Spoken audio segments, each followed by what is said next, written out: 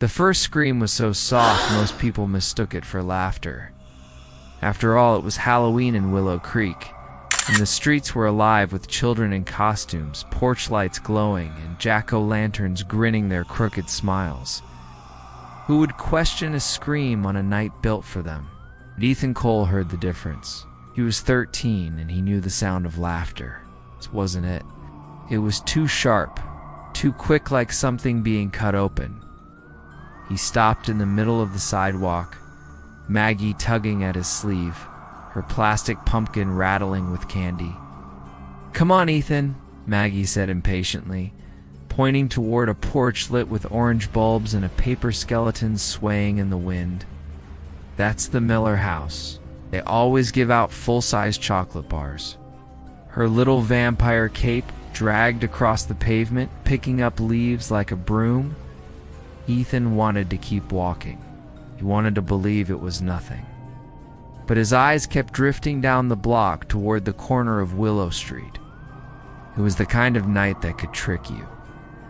Decorations everywhere, witches on brooms, fake gravestones in front lawns, strobe lights flashing red behind curtains. If you stared too long, your brain played tricks. A scarecrow's shadow looked like a person. A rubber bat hanging from a tree seemed to flap its wings. Halloween was meant to blur that line between pretend and real. But Ethan wasn't imagining this. 4 figures stood at the far end of the street. Children. At least they looked like children. They were dressed in costumes made of burlap and bones, their faces hidden behind masks that didn't belong on this side of a store shelf. Grinning faces stretched too wide, faces with no eye holes, no mouths, no way to breathe. They didn't move. Didn't shift their weight, didn't carry candy bags, they just stared. Maggie noticed too. Her voice came out small, trembling.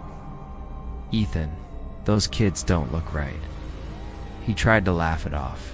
Just older kids trying to be creepy, you know? Jerks. Ignore them. But even as he said it, Ethan didn't believe it. Something about the way the 4 figures tilted their heads in perfect unison made his skin crawl. The masks caught the lamplight, white and smooth, like porcelain pulled from a coffin. Then the lights went out. Every porch, every bulb, every streetlight gone. The neighborhood collapsed into darkness so sudden it was like someone had dropped a curtain over the world. The carved pumpkins still glowed faintly, but instead of warm orange, their faces flickered a sickly yellow-green, as if lit from something deeper than candles. The cheerful shrieks of trick-or-treaters further down the street dulled to a muffled hum, fading like a radio slipping out of range. Maggie gasped, grabbing his arm so tightly he thought she'd leave marks. "Ethan, let's go home." "Right now," for once Ethan almost agreed, and just as suddenly the lights blinked back on. Houses glowed again.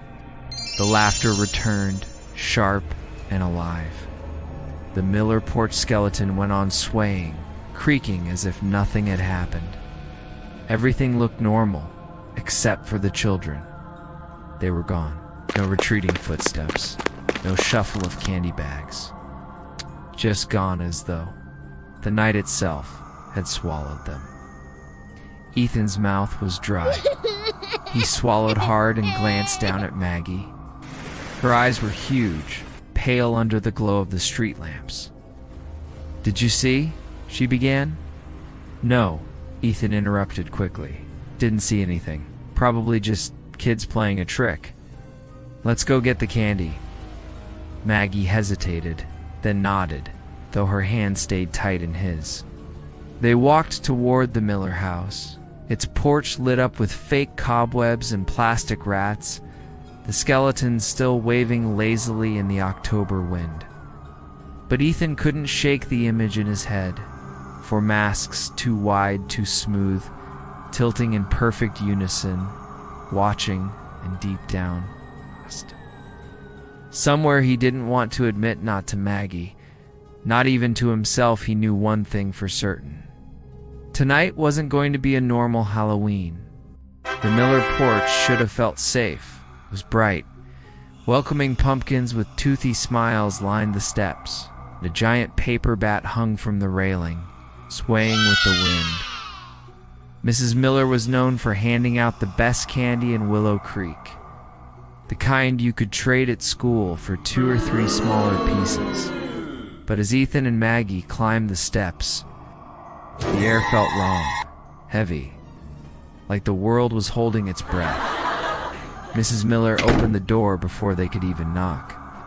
She wore her usual witch's hat, the brim drooping comically, and her face lit up when she saw them.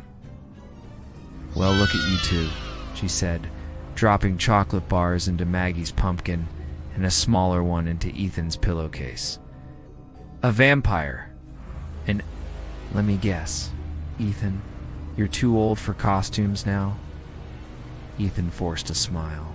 "Something like that." Mrs. Miller chuckled and wagged a finger.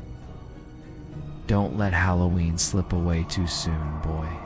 It's the one night the world still belongs to kids." The word sent a chill crawling up Ethan's arms. He nodded quickly and tugged Maggie back down the steps. As they reached the sidewalk, Maggie whispered, "She didn't see them." Ethan knew what she meant. Of course she didn't. They were just kids messing around. Maggie shook her head, her little cape shivering with her movements. "No, Ethan. They weren't kids." He opened his mouth to argue, but the words died in his throat. Because there, across the street, half hidden behind a row of hedges, stood one of the masked figures. It hadn't been there a second ago. Its mask was smooth, bone white, the grin stretching impossibly wide. It didn't move, didn't even blink. Tush, tush. Just stood there, staring across the street at them. Ethan's heart thudded so loud he thought Maggie could hear it. He grabbed her hand tighter. "Don't look at it, just walk." But walk. They hurried down Willow Street, the sound of their sneakers crunching on leaves the only noise in the world. Porch lights glowed all around them. Children laughed, shouted, tore from house to house. Yet somehow, Ethan felt like they were moving through a tunnel. Everyone else far away, muffled, unreachable. Halfway down the block, Maggie stopped. "Ethan, look." She pointed to the sidewalk behind them. The figure was gone. In its place lay a small paper bag. Ethan's stomach turned cold. He didn't want to touch it, didn't want to go near it, but Maggie was already bending down. She picked it up, holding it in both hands like it was something fragile. The bag was old, brown with grease stains, the kind people used to pack lunches in. Maggie opened it. Inside was candy. Candy that had been unwrapped sticky caramels, chocolates melting together, all of it covered in ash. And at the very bottom of the bag was something else. Tooth, small, human. Maggie's face drained of color. She dropped the bag and it hit the ground with a wet plop, spilling its blackened contents onto the sidewalk.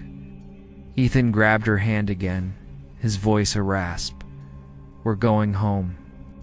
Right now." But even as he said it, he knew it wasn't going to be that easy. Because somewhere behind them, carried on the wind, came the sound of children laughing.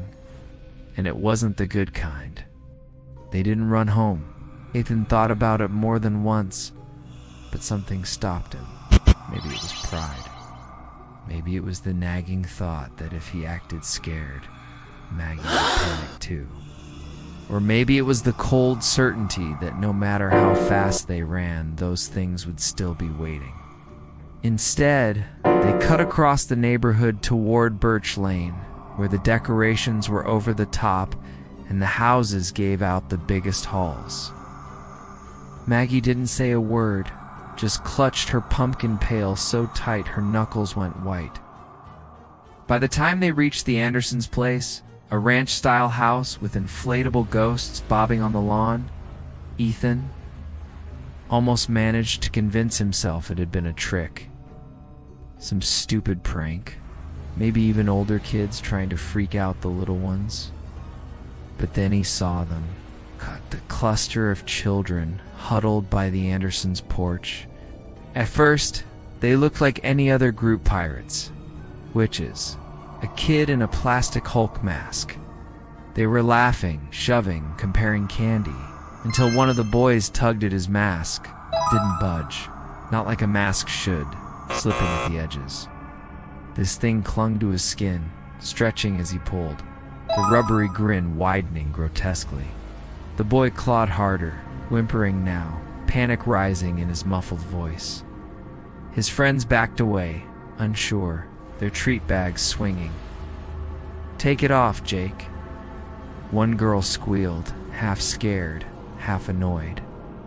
The boy's hands shook as he dug his nails into the sides of the mask, trying to tear it away.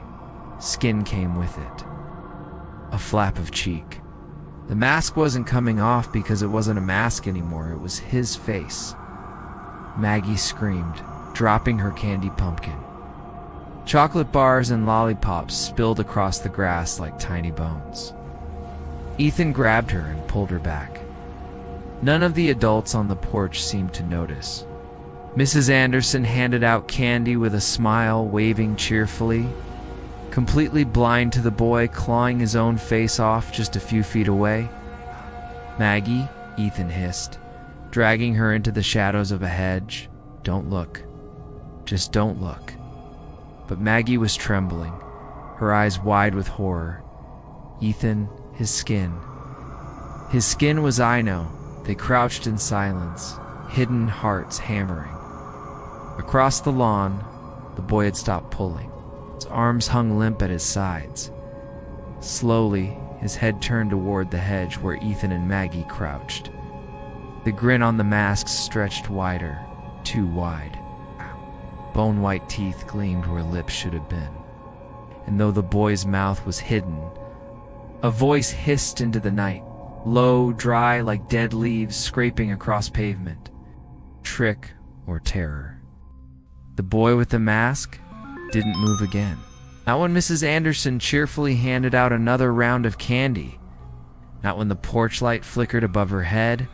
Not even when the other kids began to drift away, their laughter thin and nervous.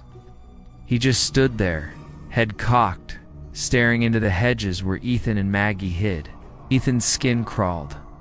Every nerve screamed at him to run, that if they bolted, he knew the boy would follow. He'd feel it like the way a dog knows when a wolf is watching from the tree line. Then, just as suddenly, the boy turned. Not toward them, toward the street. A little girl, maybe 7 years old, skipped across the sidewalk, her princess gown brushing the pavement, her tiara sliding down over one ear. She was alone, her treat bag bouncing against her knees. The boy's mask split into that impossible grin again. "Wait, hey," Ethan hissed, standing before he could stop himself. The girl didn't hear him. She climbed the Anderson steps, holding her bag out politely. The boy moved, not walked, not ran. He blurred. One moment he was by the porch, the next he was behind the girl. His hand clamped over her mouth before she could scream. Her treat bag hit the steps with a dull thud, candy scattering. The porch light above flickered once, twice, and then went out. Mrs. Anderson didn't react. She just kept smiling, dropping chocolate bars into empty air as though she couldn't see what was happening inches away. Ethan's heart slammed. Maggie wee, half two, but it was too late. The boy dragged the girl into the shadows.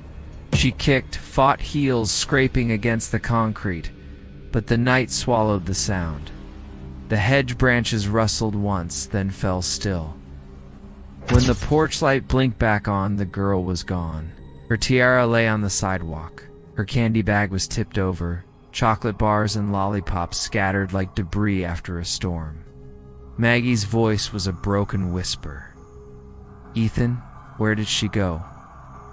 Ethan stared at the empty spot, his stomach sinking into a pit of ice. He didn't answer. He couldn't, because he already knew. She hadn't gone anywhere. She'd been taken. Ethan didn't remember running. One moment he was frozen, staring at the tiara glittering in the gutter. And the next, he and Maggie were sprinting down Willow Street, their candy bags thudding against their legs. Neither spoke. Neither dared to. They didn't stop until they reached the end of the block, breathless, the night pressing against them like a heavy blanket. Maggie doubled over, clutching her stomach, tears streaking her painted cheeks. "Ethan," she gasped. Just. "I know." His voice cracked. "I saw." For a long moment, they just stood there. The quiet, almost worse than the scream Ethan had heard earlier. All around them, Halloween marched on. Laughter, footsteps, porch lights glowing in cheerful rows. None of it fit what they had just witnessed. It was like they were living in a different version of the night. That's when a voice spoke from behind them. "Shouldn't be out here." Ethan spun, heart hammering, and saw him. "Mr. Holloway." The old man was leaning on his cane at the corner, half in shadow. Everyone in Willow Creek knew him, or thought they did the recluse who lived in the boarded-up house near the woods. Kids whispered that he was crazy, that he muttered to himself and nailed crosses above his doors. Some said he kept jars of animal bones in his cellar. Tonight his eyes looked sharp, alive, watching. "You saw it, didn't you?" he rasped, pointing his cane toward them. Maggie's lip trembled. "Saw what?" Mr. Holloway stepped closer. His breath smelled faintly of smoke and old paper. "The children," he said, "are what's left of them." Ethan's stomach turned. That boy, he took her. No. Holloway's eyes glinted. They took her. They always take someone. Every Halloween. The words slid into Ethan's brain like ice water. Every Halloween. The old man nodded once. "I've been watching them for years.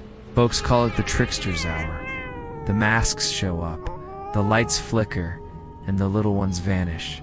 It's never more than 1 or 2 a year, but always on this night. People forget, choose to forget." Maggie hugged herself, her pumpkin bucket forgotten at her feet. "Why doesn't anyone stop them?" Holloway's voice dropped. "'Cause they can't see. The grown-ups don't notice. To them, it's just kids in costumes. Okay, only children and the cursed can see what's under the masks." He leaned in, lowering his voice until it was barely a whisper. "And once you've seen them, they see you." Ethan's mouth went dry. The wind picked up, rattling dead leaves across the street. Somewhere, a group of trick-or-treaters laughed, sound jagged and sharp. Mr. Holloway straightened, tapping his cane hard against the sidewalk. "If you want to live through this night, you stay close to me. The tricksters don't like me much." Maggie's eyes widened. "Why not?" Holloway gave her a thin smile, one that didn't quite reach his eyes. "'Cause I'm the only one who's ever made one of them bleed." They followed Mr. Holloway down a side street, away from the crowds. The laughter faded behind them, replaced by the rustle of dry leaves and the creak of the old man's cane. Maggie clutched Ethan's arm tightly. "Where are we going?" "To the edge of town," Holloway said. "They don't like crossing the creek. Not yet, anyway." The road narrowed, lined with trees that leaned over like eavesdroppers. The moonlight was thin and pale, just enough to paint the world in silver and shadow. Ethan's every step crunched on gravel, loud in the heavy stillness. When they reached the old wooden bridge, Holloway stopped. It was half-fratting, sagging toward the black water below. The wind moaned through the trees. "This'll do," he murmured. Sitting on the railing and pulling something from his coat, a small tin flask, he took a sip, then looked at them with eyes that seemed older than his face.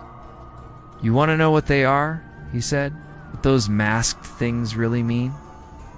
Ethan nodded. "We saw one take that girl. We have to tell someone." "Tell who?" Holloway chuckled bitterly. "Your parents?" "The sheriff. They'll smile, pat your heads, say it was a prank." "That's what they said when I told them back in '68. Ethan blinked. "You've seen them before?" The old man's gaze drifted to the woods. "Oh, I've met them. Long before you were born." He leaned forward, voice dropping low and gravelly. "It started the night the Jenkins Carnival burned down. You kids ever heard of that?" Both shook their heads. "Didn't think so," Holloway said. "Used to set up every Halloween right where the new mall stands now. Bright lights, Ferris wheel, laughing crowds.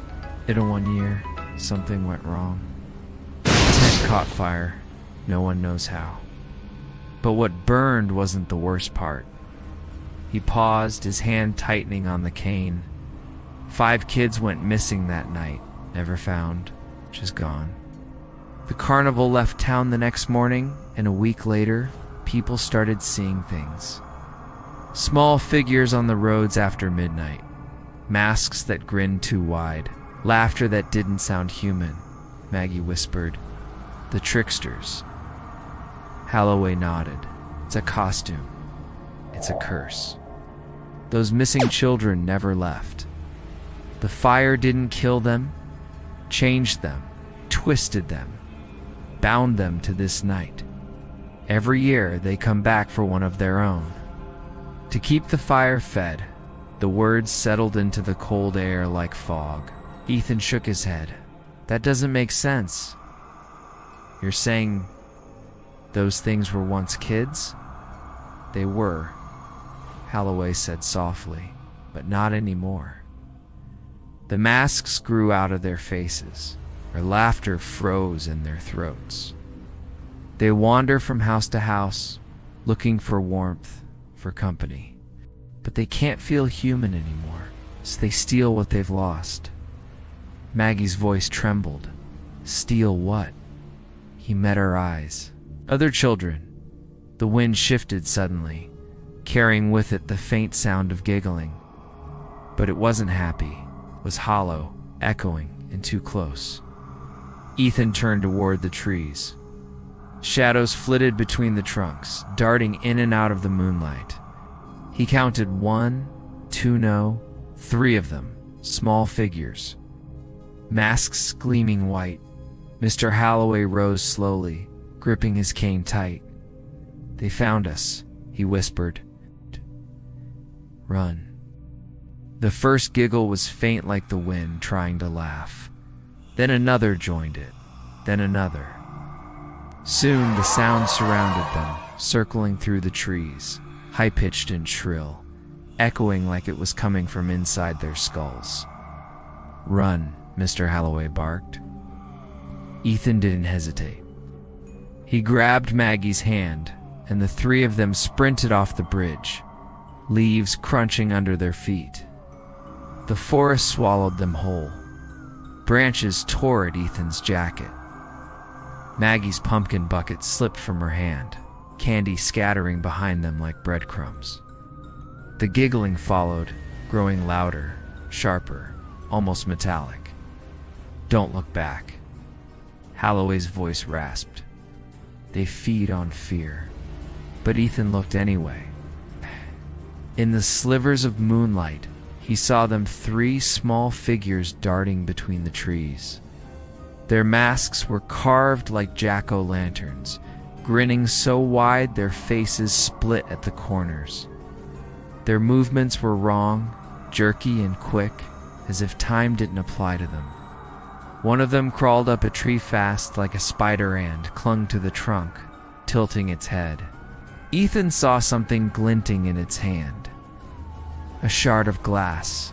Maggie screamed. Left. Holloway shouted. Down the ridge.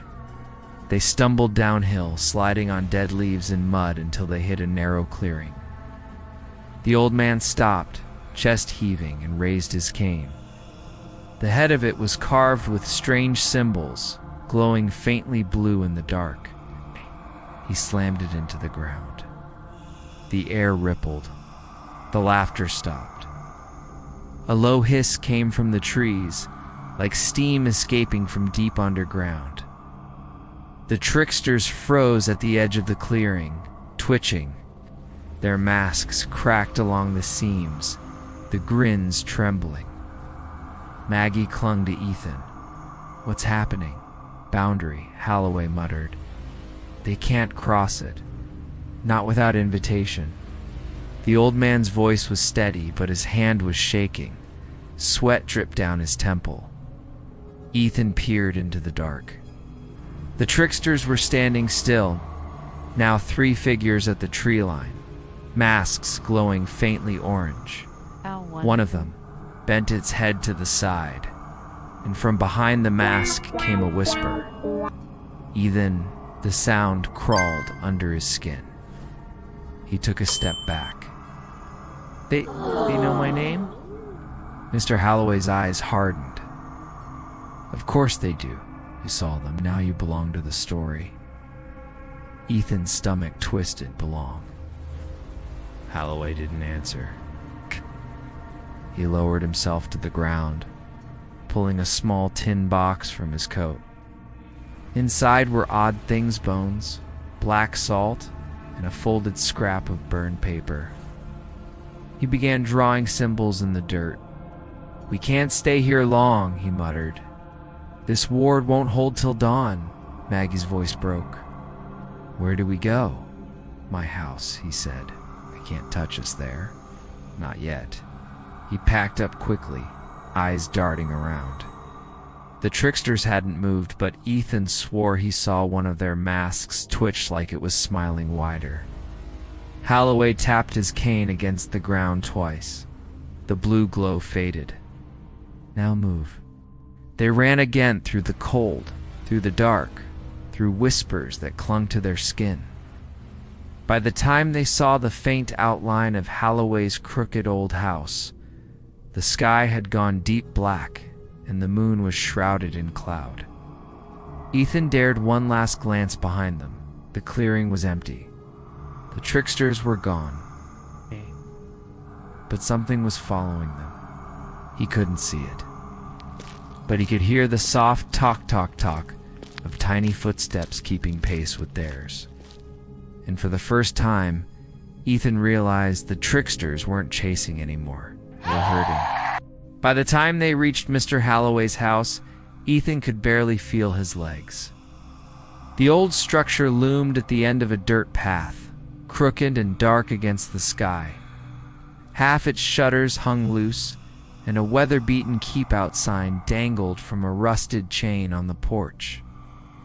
"This is your house?" Maggie asked, her voice trembling. Holloway grunted. "Only place in town still remembers how to keep the dead out." The old man fished a key from his coated jacket, blackened thing that looked more like bone than metal, and slid it into the lock. The door creaked open with a groan that sounded too human. The air inside smelled of smoke, wax, and something faintly metallic. Ethan's flashlight beam swept across walls covered in symbols drawn in chalk and red paint. Dried herbs hung from the ceiling like shriveled bats. Candles flickered in every corner, their flames bending as if pushed by invisible breath. Maggie gripped Ethan's arm. "It's like a witch's house." "Witches didn't make these," Holloway muttered, bolting the door behind them. "Priest did. Once, before they forgot how." He moved around the room with a strange kind of urgency, touching sigils, muttering under his breath. They can't enter unless invited, he said, but they'll try to trick you. Don't answer if you hear them knock. Ethan swallowed hard. What happens if we do? Holloway looked up, his eyes catching the candlelight. Then they stopped knocking. A silence followed, deep and heavy. The kind of silence that has its own pulse. Ethan walked to the window. Outside, the woods were still, the fog rising from the ground like smoke. He could swear he saw something moving between the tree shadows that shifted even when the wind didn't. Then came the sound. Tap, tap, tap. 3 knocks. Soft. At the front door, Maggie froze. Mr. Holloway? The old man didn't move. Don't, he hissed. Don't speak. Don't breathe. The tapping came again, louder, this time followed by a voice. Ethan, it's cold out here. Ethan's blood turned to ice. That voice, it was the little girl, the one they'd seen taken. He looked toward the door. Through the stained glass, he could see her outline. Small, still holding her candy bag. Maggie whispered, "That's her. We can let her in, right?" Holloway turned slowly. That's not her anymore. The girl's voice came again, cracking now, almost mechanical. Please, I'm scared. Then came the laughter, high-pitched and broken, like a toy running out of batteries. Every candle in the house flickered at once. Holloway snatched a handful of black salt and threw it at the door. The laughter stopped instantly, replaced by a hiss that sounded like burning steam. Smoke began to curl under the doorframe dark, twisting shapes forming in the air. They're trying to find the cracks, Holloway said, his voice shaking. Help me seal them. Ethan dropped to his knees, helping spread salt across the floorboards, his hands trembling. Maggie pressed her palms against the windows where faint outlines of masks pressed from outside, fogging the glass. You said they couldn't come in? Ethan shouted. They can't, not fully, Holloway growled. But they can reach. A pale, thin arm slid through the mail slot. Its skin was stretched and gray, the fingers long and clawed. It grabbed at the air, scratching against the wall. Maggie screamed. Ethan swung his flashlight at it. The beam hit the armband, the flesh sizzled. The hand jerked back, vanishing into the night with a shriek that made the walls vibrate. Holloway slammed the slot shut, his breathing ragged. They're getting stronger. The boundaries thinning earlier this year. Ethan's voice was small. What happens when it breaks?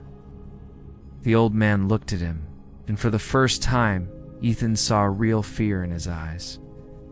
Then Halloween ends and something worse begins. The air inside Holloway's house had changed. It felt heavier, now charged, like the moment before a thunderstorm.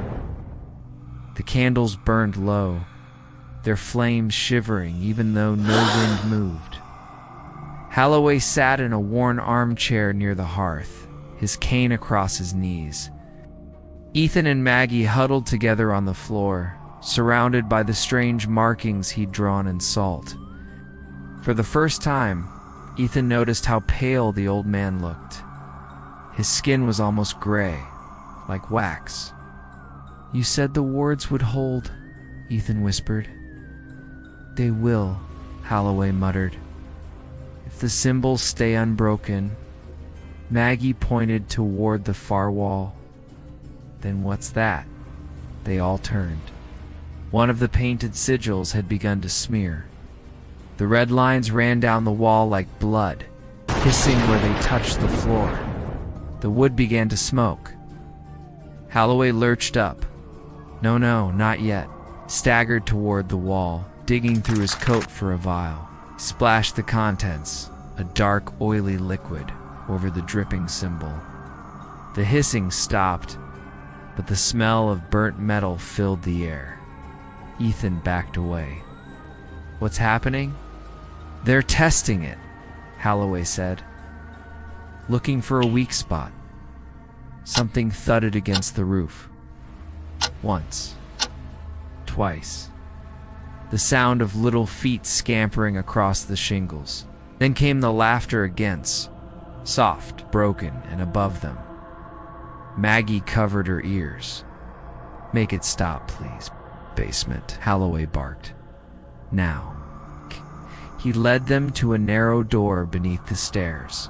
The hinges screamed as he pulled it open, revealing a set of steep, uneven steps leading down into the dark. Ethan hesitated. "We're going down there? Unless you'd rather stay up here when the roof caves in?"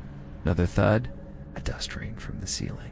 Something long and sharp scraped across the boards above, dragging slowly, deliberately. They hurried down.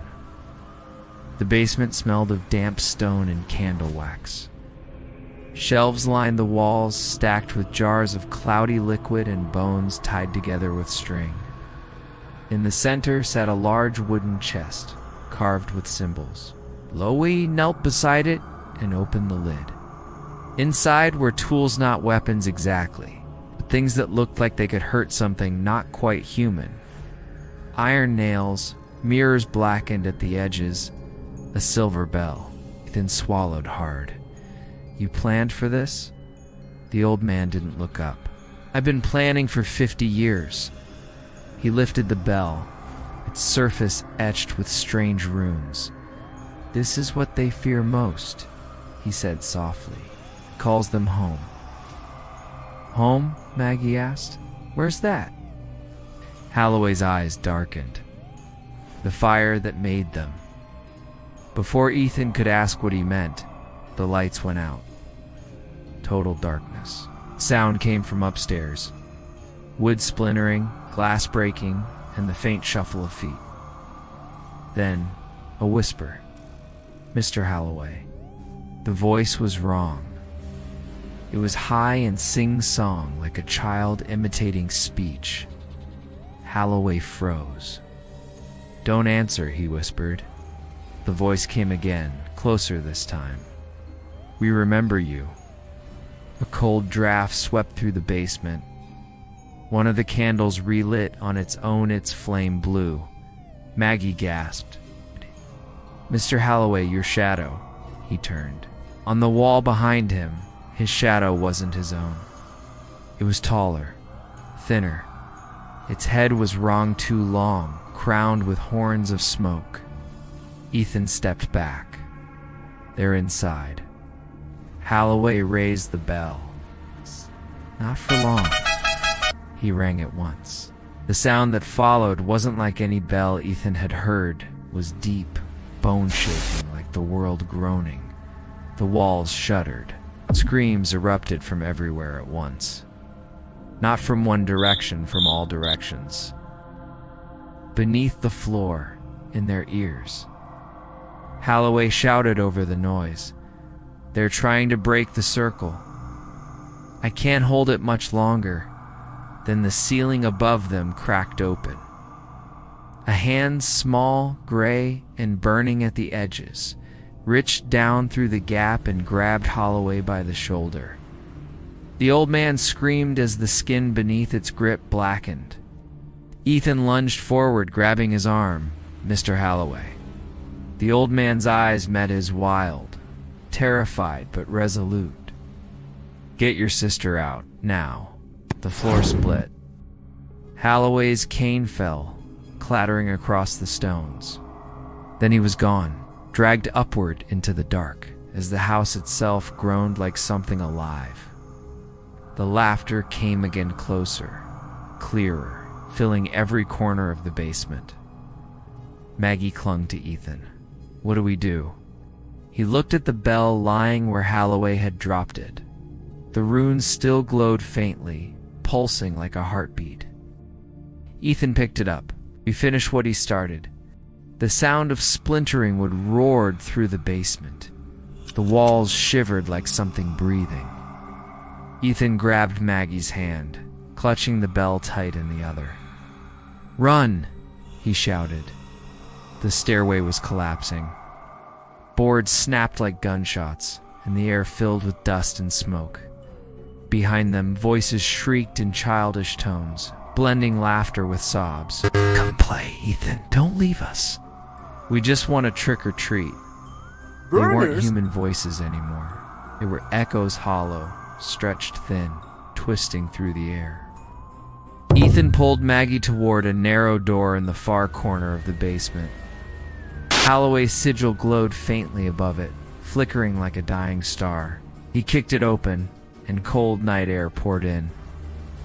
"Go." They stumbled outside into the backyard or graveyard of rotted pumpkins and half-buried crosses. The house behind them groaned. Its roof twisted inward, windows bursting outward like eyes exploding from a skull. From within came one final sound, a long, drawn-out scream that wasn't a human voice. Then silence. Only the wind moved. Maggie clung to him, sobbing quietly. "He's gone, Ethan. Mr. Holloway's gone." Ethan looked at the bell in his hand. The runes still glowed faintly blue. "No," he said. "He didn't die for nothing. He said it could call them home." He turned toward the woods. Beyond the fence, a dozen faint orange lights flickered like tiny jack-o'-lanterns floating just above the ground. The tricksters were coming. Ethan raised the bell. "End this." He rang it once. The sound rolled through the forest like thunder underwater. The lights flickered, then went still. For a moment, Ethan thought it had worked. Then the laughter began. Again, low, slow, distorted. The orange lights started to move closer, faster, until he realized they weren't lights. They were eyes. Maggie screamed. "Ethan." He grabbed her and ran, the ground beneath them trembling as if the earth itself were breathing. The air grew thick, smelling of smoke and ash. He could hear whispers all around, children's voices overlapping, calling names that weren't theirs. They reached the old bridge where they'd met Holloway hours ago. The wood creaked under their weight. "Don't stop." Ethan gasped, but the bridge shuddered. The boards began to twist. Something was crawling underneath something big. Pale hand burst through the planks, grabbing Ethan's ankle. It was cold as ice and burned at the same time. Screamed, kicking, but the hand held tight. Maggie dropped beside him, swinging the bell. "Let him go." She struck the hand, and the bell rang again. Louder, sharper. The hand recoiled, sizzling, leaving black smoke in its wake. Ethan scrambled to his feet. "You did it?" But before they could move, the other side of the bridge exploded in a burst of fire. Figures emerged from the flames, small, twisted, wearing cracked masks. Their movements were jerky, their bodies glowing faintly from within, the tricksters. And now there were dozens. Ethan raised the bell again, back. But the bell didn't ring. The glow dimmed. Maggie's voice broke. "It's not working anymore." Ethan looked down. The runes had turned red, cracked. Then one of the tricksters spoke, its voice a rasping whisper through melted lips. "The bell belongs to us now." Ethan froze. What? The figure reached toward him. The air around it shimmered, warping like heat on asphalt. For a heartbeat, Ethan saw its face beneath the mask, burned, charred, the eyes wide and hollow. A child's voice whispered in his mind, "You saw us. Now you stay with us." He stumbled back. "No." Maggie grabbed his arm. "Run." They bolted across the bridge, the wood splintering behind them as the tricksters surged forward, crawling, slithering, laughing.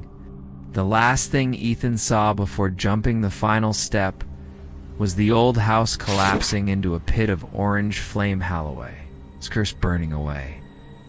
The forest ahead was alive with whispering wind and the faint echo of bells. Didn't stop running until they reached the main road. Streetlights flickered weakly overhead. The world was quiet, again eerily quiet. Ethan dropped to his knees, gasping. The bell in his hand was cracked, blackened, dead. Maggie knelt beside him. Did we stop them? Ethan looked down the empty road. In the distance, something small and round rolled toward them. A pumpkin, carved with a jagged grin. It stopped at Ethan's feet, and then it laughed. Morning came too bright, too calm. The kind of morning that shouldn't exist after a night like that. The sun rose over Willow Creek like nothing had happened. Birds sang. Air smelled faintly of wet leaves and wood smoke. Kids rode their bikes past the old houses, laughing, tossing leftover candy wrappers into the gutters. Out. But for Ethan and Maggie, the world had gone wrong. They sat on the back of Ethan's pickup near the town square, wrapped in blankets the sheriff had given them. They hadn't said a word in hours. Sheriff Mallory stood by his cruiser, chewing on a toothpick, frowning at the smoldering crater where the Holloway house used to be. Fire trucks had come and gone. The official story was gas leak explosion. The same explanation the town had used for every unexplainable thing that happened in Willow Creek. Mallory sighed. You two are lucky to be alive. Ethan stared at the ground. Lucky. He laughed bitterly. You didn't see what was in that house? The sheriff's expression hardened. Son, I don't know what you saw, but there was no one in that place. No bodies, no footprints. Just ash and melted dolls. Halloween pranks gone wrong. That's all. Pranks. Maggie's voice shook. People died. You didn't hear them. You didn't see. Enough. Mallory raised his hand. Halloween brings out strange things in folks. Imagination. Panic. I'm closing the file. And that was that. The sheriff drove off, leaving only the faint echo of his tires and the distant hum of life returning to normal. Ethan looked at Maggie. They'll never believe us. She shook her head. They don't have to. They just need to leave this town. He nodded, but even as he said yeah, his gaze drifted back toward the trees. Something was watching them. Could feel it. That night, the town square filled again. Kids in leftover costumes ran around, parents chatted, and someone started setting up the Halloween decorations again. Trick or treat, round 2, the sign read. Since last night was cut short, Ethan stood among the crowd, numb. Maggie tugged his sleeve. We should go. Please. But he couldn't move. His eyes were locked on a small boy standing across the street, pale, silent, wearing a cracked porcelain mask. The boy tilted his head, then raised a small hand and waved. Ethan's throat went dry. Maggie, do you see him? She followed his gaze. See who? The boy. But when he turned back, the boy was gone. Only the wind moved through the orange streamers and paper skeletons. Ethan rubbed his temples. Maybe he was losing it. Maybe the night had broken something inside him. And then, behind him, a voice whispered, "Trick or treat." He spun around, nothing. Just a pumpkin sitting on a porch step, its grin wider than before. The candle inside flickered blue. Later that night, Ethan couldn't sleep. Every time he closed his eyes, he heard bells, faint distant like echoes underwater. He got up, walked to the window, and stared out at the quiet street. Something caught his eye. Footprints, small ones, barefoot, leading from the road up to his porch. And sitting on the railing was a single mask, the same porcelain mask the boy had worn. He opened the door slowly, his pulse hammering. The night air was cold and thick with fog. He stepped out, crouched, and picked up the mask. It was warm. And then, from somewhere in the fog, a voice whispered, "Don't forget to say thank you." Ethan dropped the mask and stumbled back inside, slamming the door. When he looked through the window again, the footprints were gone, but the pumpkin on his porch had turned itself toward the door, and now it was smiling wider. The next morning, Maggie found him sitting on the couch, pale and silent, staring at the cracked bell on the table. She said softly, "You saw them again, didn't you?" Ethan didn't answer. He just looked up, eyes hollow, and whispered, "Halloween isn't over. It never was." The bell rang again. At least Ethan thought it did. He'd been sitting in his living room all morning, staring at the cracked metal thing lying on the coffee table. It was silent, lifeless. Yet every few minutes he swore he heard it hum. A low vibration just on the edge of hearing, like a trapped fly inside his skull. The local news droned from the TV. Authorities continue to investigate the Halloween night explosion at the Holloway residence. No survivors have been found, though officials confirm no evidence of foul play. Ethan turned it off. The silence pressed in like a heavy blanket. He hadn't slept. Maggie had gone home around dawn, promising she'd come back later, but every shadow seemed to stretch longer since she left. He picked up the bell. The runes etched along its rim had blackened entirely.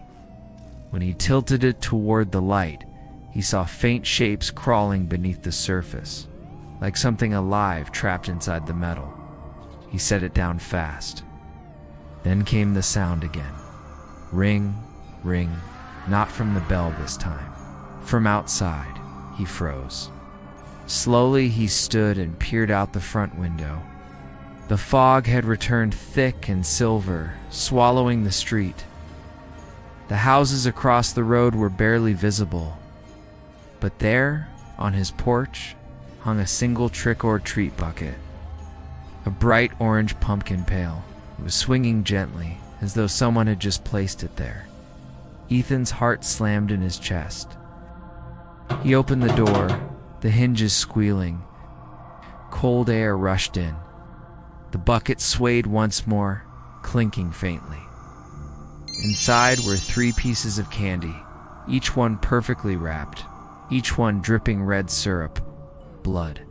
He staggered back, bile rising in his throat. A voice whispered from somewhere beyond the fog, "We didn't forget you, Ethan."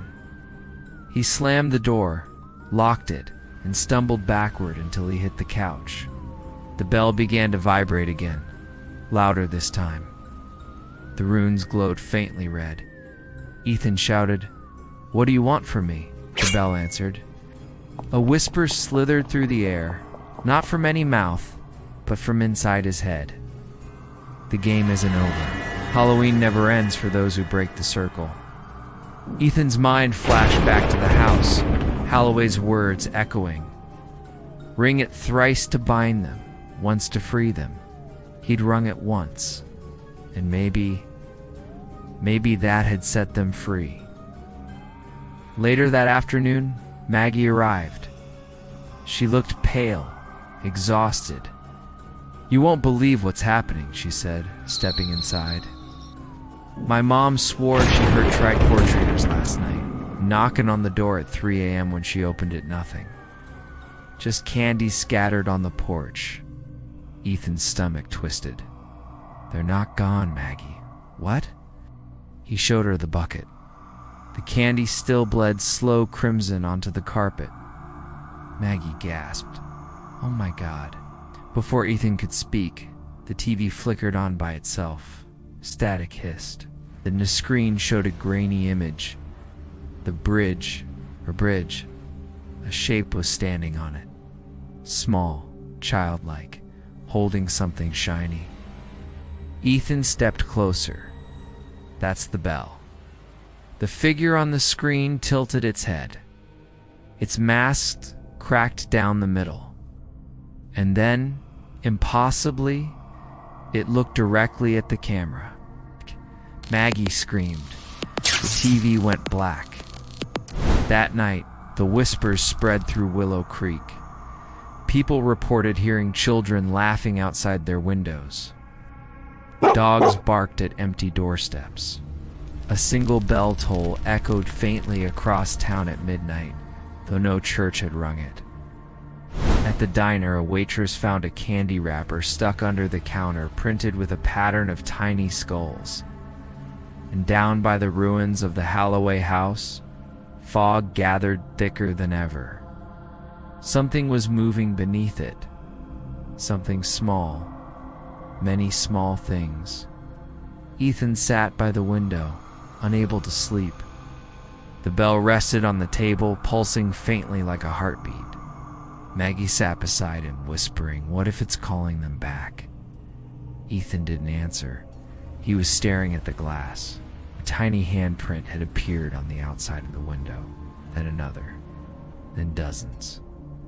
Maggie's voice trembled.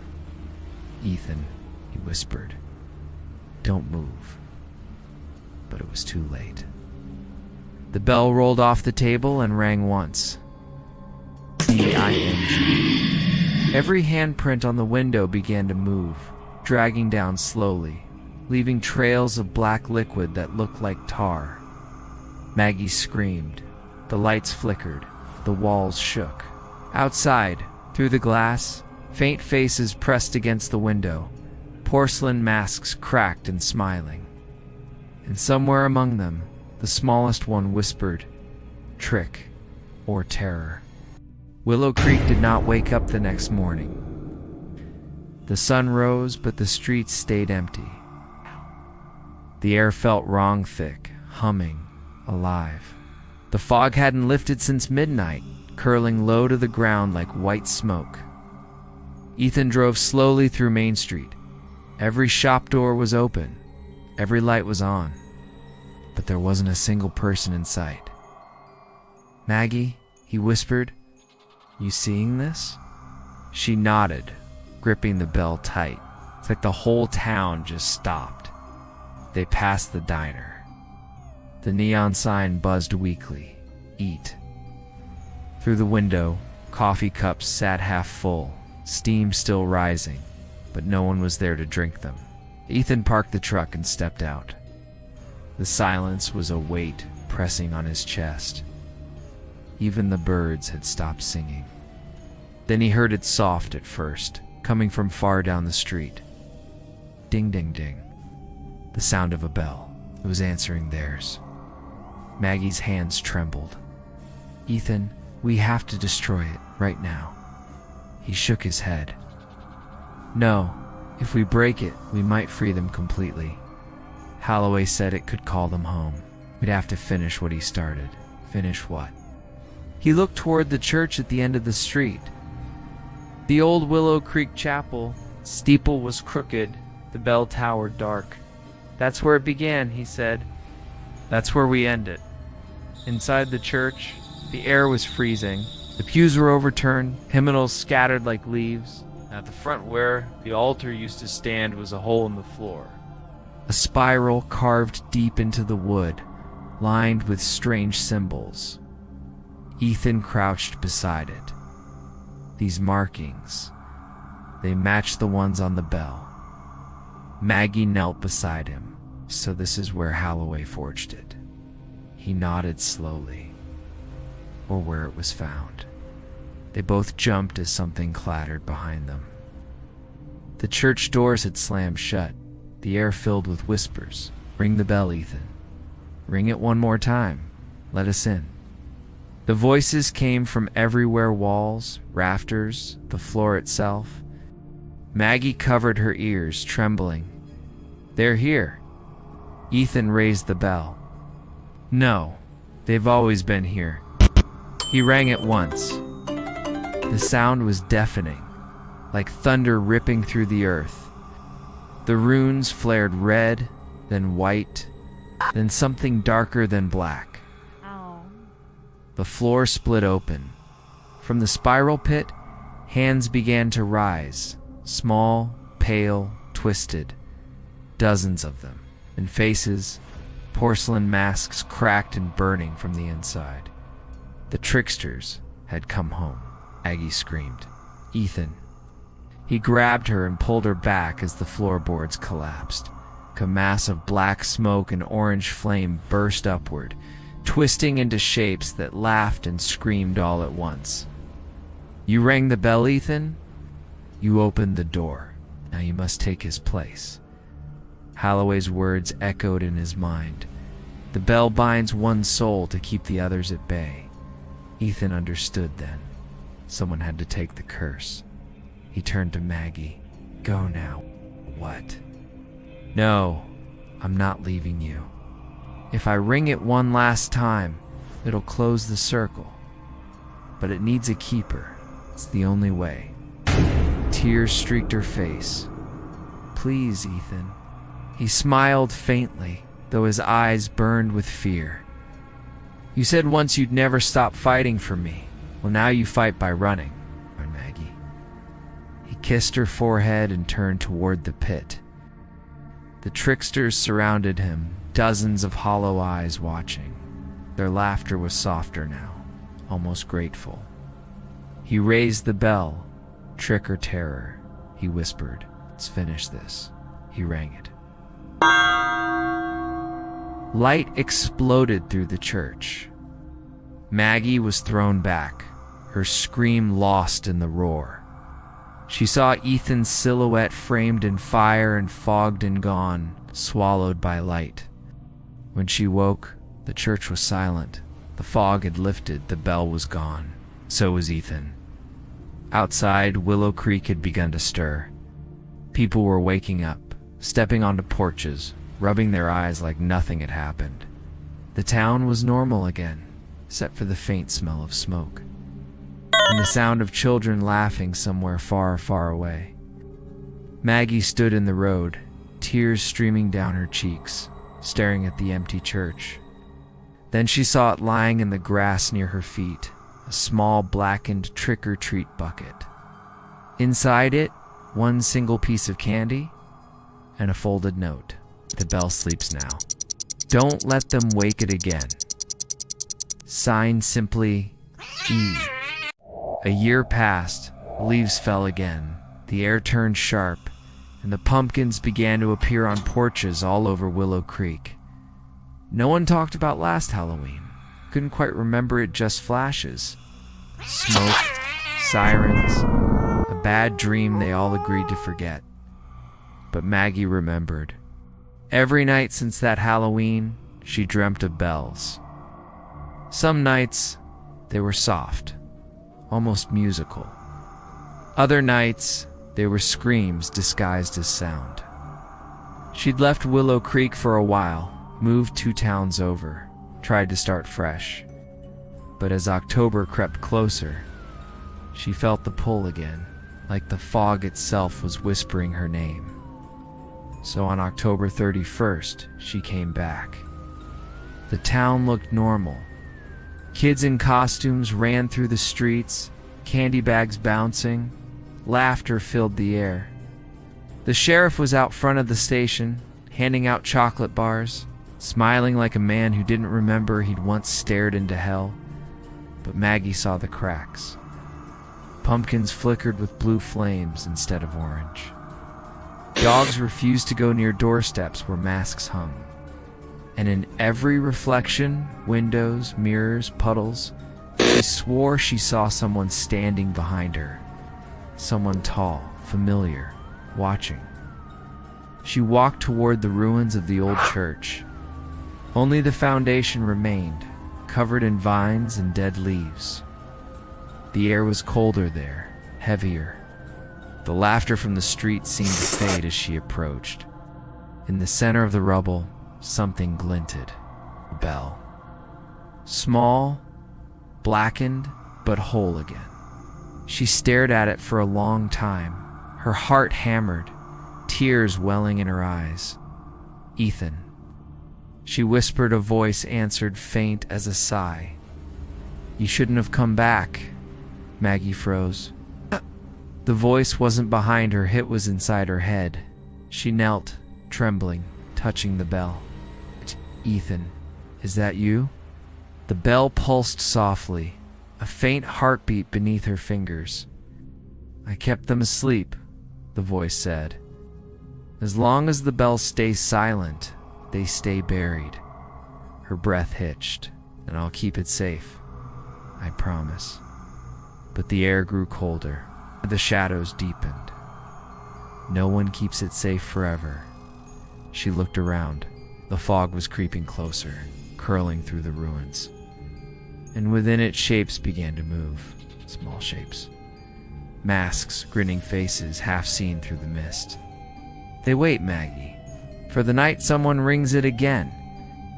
For one more Halloween. She shook her head. No, I won't let them. That's what Holloway said. Her blood turned to ice, and then, that's what I said. The bell glowed faintly red. Maggie whispered, Ethan, please. Don't ring it, Maggie. She closed her eyes, tears spilling down her cheeks. Just wanted to hear you again. Then listen. The wind died. For a moment, the world held its breath. And then somewhere deep inside the ruins, a second bell answered, faint ding. Maggie gasped.